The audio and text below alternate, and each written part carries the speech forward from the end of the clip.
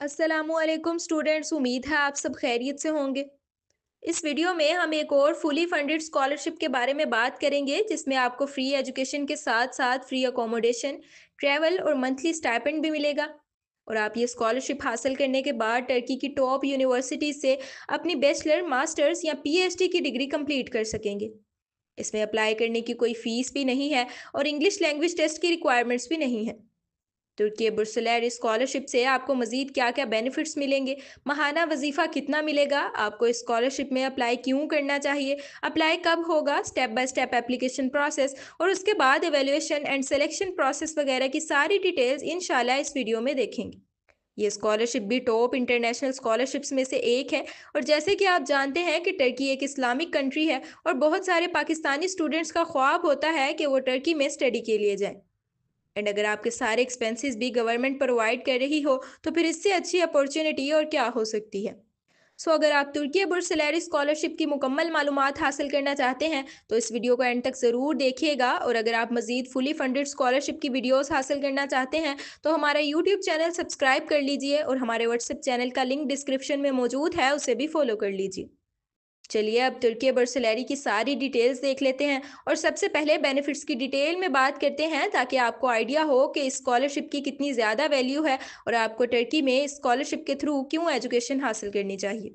सबसे पहले आप देखें कि टर्की स्कॉलरशिप में इंटरनेशनल स्टूडेंट्स की हर रिक्वायरमेंट को कंसीडर किया गया है कि एकेडमिक स्टडीज़ के दौरान और न्यू स्किल्स एक्वायर करने में स्टूडेंट को किस किस चीज़ की या फाइनेंशियल सपोर्ट की ज़रूरत होती है। फॉर एग्जाम्पल आपकी बैचलर्स, मास्टर्स या पीएचडी की डिग्री की मुकम्मल ट्यूशन फ़ी, आपकी अकोमोडेशन यानी वहाँ पर हॉस्टल या रिहाइश, आपकी हेल्थ इंश्योरेंस और इवन आपकी जो ट्रैवलिंग कॉस्ट होगी वो भी सारी स्कॉलरशिप में कवर्ड होगी।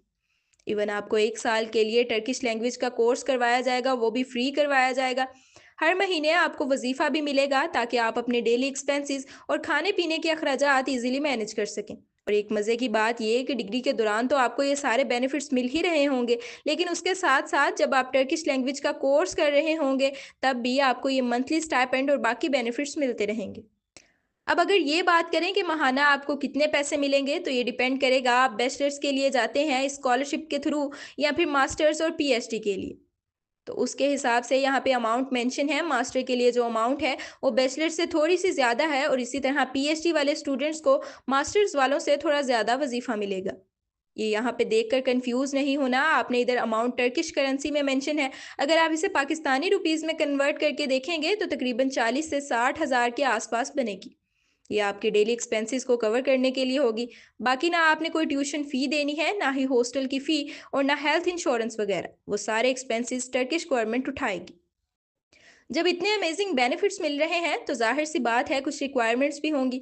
तो चलिए देखते हैं कि स्कॉलरशिप में अप्लाई करने के लिए क्या रिक्वायरमेंट्स हैं। सबसे पहले मार्क्स की बात करते हैं। अगर आप बैचलर्स के लिए अप्लाई कर रहे हैं तो आपके इंटरमीडिएट में कम से कम 70% मार्क्स होने चाहिए। और अगर आप मास्टर्स या पीएचडी के लिए अप्लाई करना चाहते हैं तो आपकी पिछली डिग्री में मिनिमम 75% मार्क्स ज़रूरी हैं। देन इधर कुछ स्पेसिफिक डिसिप्लिन्स के लिए रिक्वायरमेंट्स थोड़ी सी हाई हैं, यानी जो हेल्थ साइंसेज की डिग्रीज हैं, मेडिसिन, डेंटिस्ट्री एंड फार्मेसी वगैरह, उनमें अप्लाई करने के लिए मिनिमम 90% मार्क्स या सीजीपीए होना ज़रूरी है। एज लिमिट में देखें, अगर आप बैचलर्स के लिए अप्लाई करना चाहते हैं तो आपकी उम्र 21 साल से कम होनी चाहिए, मास्टर्स के लिए 30 साल से कम और पीएचडी के लिए 35 साल से कम एज होनी चाहिए एप्लीकेंट की। एक और इम्पोर्टेंट बात ये कि अगर आप अभी अपनी डिग्री के लास्ट ईयर या फिर लास्ट सेमेस्टर में हैं तो फिर भी आप एलिजिबल हैं तुर्की बुर्सलैरी स्कॉलरशिप के लिए। लेकिन ये याद रखिएगा कि नेक्स्ट ईयर अगस्त से पहले पहले आपकी डिग्री कंप्लीट हो जानी चाहिए, नहीं तो आपकी स्कॉलरशिप कैंसिल या रिजेक्ट कर दी जाएगी। आपको बताते चलें कि आपकी स्कॉलरशिप की सक्सेस आपके डॉक्यूमेंट्स पर भी डिपेंड करती है। स्कॉलरशिप में कुछ डॉक्यूमेंट्स मैंडेटरी हैं जबकि कुछ ऑप्शनल हैं, लेकिन ऑप्शनल डॉक्यूमेंट आपकी एप्लीकेशन को सपोर्ट करते हैं, तो कोशिश कीजिएगा कि आप वो भी अरेंज कर लें क्योंकि अभी आपके पास काफ़ी टाइम मौजूद है। खैर, मैंडेटरी डॉक्यूमेंट्स में आपका नेशनल आइडेंटिटी कार्ड यानी कि सीएनआईसी या वैलिड पासपोर्ट, एक पासपोर्ट साइज पिक्चर और आपके तमाम एजुकेशनल डॉक्यूमेंट्स शामिल हैं। अगर आप करंटली बैचलर्स के स्टूडेंट हैं और आपका लास्ट ईयर चल रहा है यानी डिग्री कंप्लीट नहीं हुई, तो आप इनकम्प्लीट ट्रांसक्रिप्ट या डीएमसी वगैरह प्रोवाइड कर सकते हैं एज अ प्रूफ कि आप अभी बैचलर्स के स्टूडेंट हैं और आपके पिछले सेमेस्टर में इतना सीजीपीए या मार्क्स वगैरह है। सबसे इंपॉर्टेंट डॉक्यूमेंट है लेटर ऑफ इंटेंट या मोटिवेशन लेटर भी आप इसे कह सकते हैं। ये इम्पोर्टेंट इसलिए है क्योंकि इसमें आपको क्लियर करना है कि टर्की की यूनिवर्सिटीज़ में आपको एकेडमिक गोल से कैसे अलाइन करती है, आपकी प्रेफरेंस क्या है, आप स्टडी के बाद क्या इम्पैक्ट डालेंगे या आपके फ्यूचर गोल्स क्या हैं। अगर आप जानना चाहते हैं कि लेटर ऑफ इंटेंट कैसे लिखना है या अगर आपको सैम्पल चाहिए तो कमेंट्स में ज़रूर बताइएगा, ताकि हम नेक्स्ट वीडियो या फिर व्हाट्सएप चैनल के थ्रू आपको ये इन्फॉर्मेशन प्रोवाइड कर दें। अच्छा, नेक्स्ट देखते हैं, अगर आप पीएचडी के लिए अप्लाई कर रहे हैं तो रिसर्च आइडिया भी रिक्वायर्ड होगा, जिसे रिसर्च प्रपोजल भी कह सकते हैं, जो कि पीएचडी के स्टूडेंट को मालूम होगा। आई थिंक ये हर जगह आपको चाहिए होता है पीएचडी में एडमिशन के लिए और या फिर मास्टर्स के लिए भी। अब ऑप्शनल डॉक्यूमेंट्स भी बहुत ज़रूरी हैं। अगर आपके पास international exam like GRE, SAT या कोई इंग्लिश प्रोफिशिएंसी टेस्ट का सर्टिफिकेट है तो इसे ज़रूर अपलोड करें। ये आपकी एप्लीकेशन को सपोर्ट करेगा। इन 2-3 डॉक्यूमेंट्स की रिक्वायरमेंट डिपेंड करेंगी कि आप जिस यूनिवर्सिटी में जिस प्रोग्राम में अप्लाई कर रहे हैं उस यूनिवर्सिटी की तरफ से इंग्लिश लैंग्वेज टेस्ट वगैरह की रिक्वायरमेंट्स हैं या नहीं। बट मैक्सिमम चांसेस हैं कि ऐसी कोई रिक्वायरमेंट्स नहीं होंगी, क्योंकि टर्की में आप टर्किश लैंग्वेज का कोर्स करने के बाद मोस्ट प्रोबेबली टर्किश लैंग्वेज में ही स्टडी करेंगे। लेकिन एक दफ़ा वेबसाइट पे आप अपना रेलिवेंट डिग्री प्रोग्राम सर्च करके देख लीजिएगा कि कौन कौन सी यूनिवर्सिटी करवा रही हैं और उसकी कोई स्पेसिफिक रिक्वायरमेंट्स हैं या नहीं।